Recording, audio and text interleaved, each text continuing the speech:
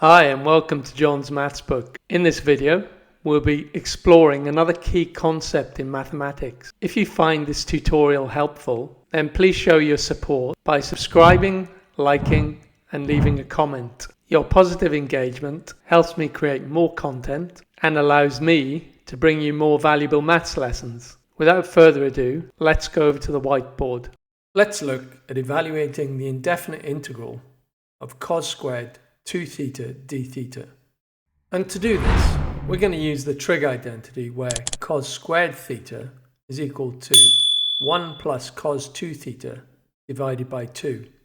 Now in our case, θ is equal to 2θ. And so we can replace our original integral with two integrals. So we have the integral of 1/2 dθ plus the integral of cos²θ divided by 2 dθ. Let's begin the evaluation process by evaluating the first of these. So we want to integrate 1/2 dθ. So we can use the power rule to do this. And this gives us θ divided by 2 plus a constant of integration. And moving on to the second of these, we want to integrate cos²θ divided by 2 dθ.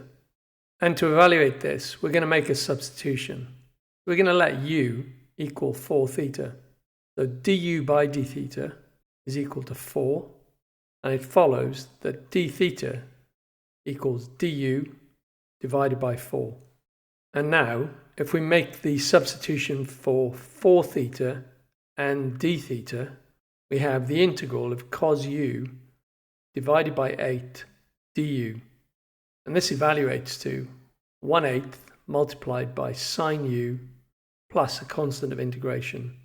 And if we substitute back in for u, where u is equal to 4θ, we have 1/8 multiplied by sine 4θ plus a constant of integration, which we'll call c.